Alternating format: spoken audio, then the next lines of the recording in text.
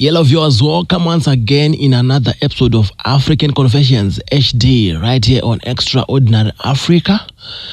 If you are still new, in this show we publish real lifetime experiences from anonymous people.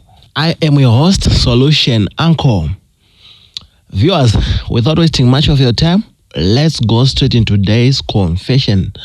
Hi Uncle, can you please post me anonymous? I grew up in Johannesburg staying with my grandmother.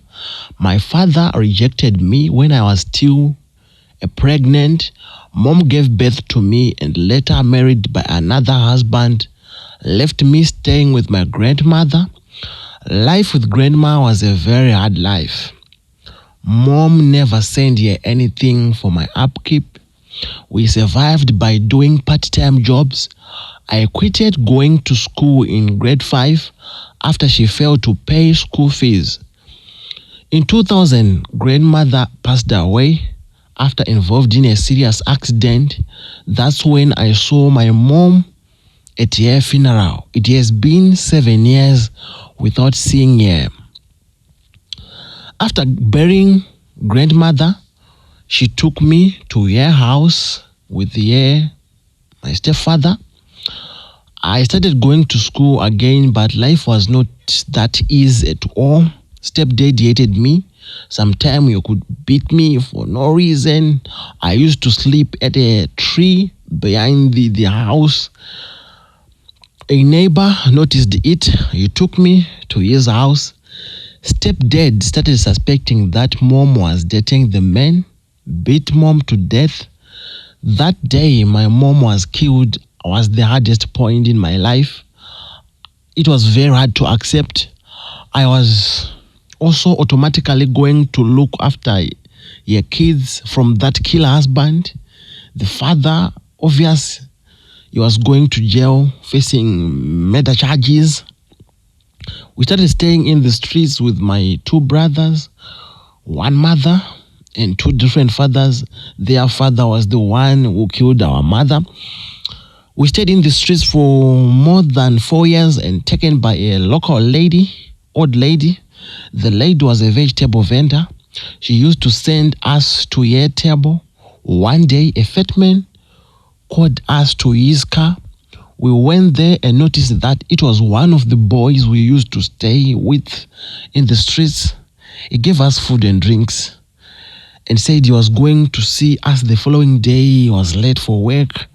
The next day, he came as he promised. He only told us that he was a hustler and refused to tell us the actual job. He gave us money and promised to come and take us to the hustles one day.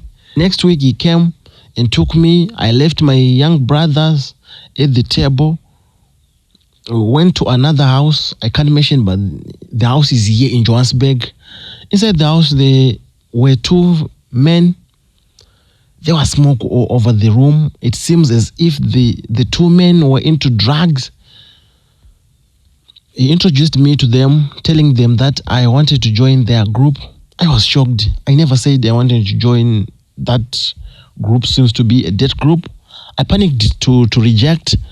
The 2 men started clapping me on the chin, on my head, at my back. After clapping me for some minutes, they said, "Congratulations, you are strong enough to join our group." They were into burgling, robbing, and stealing. They gave me a gun to stay with. As a person who grew up in very hard conditions and stayed in the streets, I was not afraid to stay with a pistol. I started staying with the men and never returned to the old lady's house where my siblings were staying. We used to go to mensangomas. We used juju in our operations. We have baboons we used to send to steal cars, to steal groceries, to steal whatever want it to be stolen. We only robbed in Malawi and Mozambique, but we were staying in South Africa. We also used to sacrifice our family members to be more successful in operations.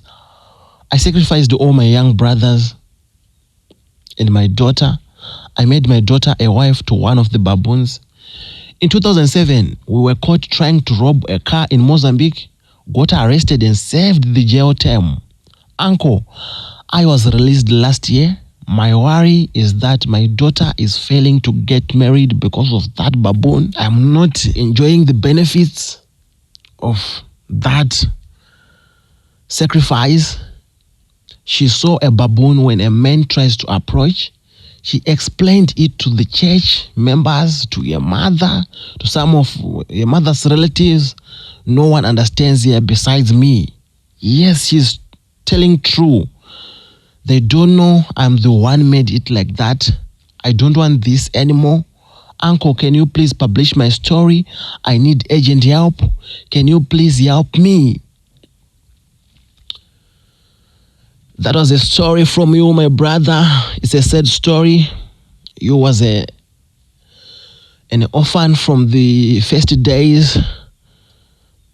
It's very hard, but I think you need to be with that faith. Everything will be okay. Dedicate yourself to God. Fast, pray. Everything will be okay. Look for a God-fearing church. Look for a God-fearing church. Also, I'll give your story to the comment section.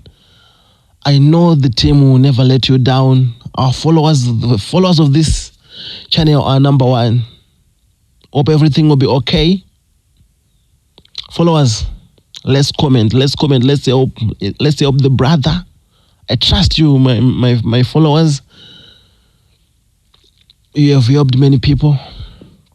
So let's bring our hands together and fight for the life of this man. Thank you so much for tuning in to our channel. I am your host, Solution Uncle. Don't forget to leave a comment, a like, mostly a comment. Let's help these people. Thank you so much. Enjoy your day.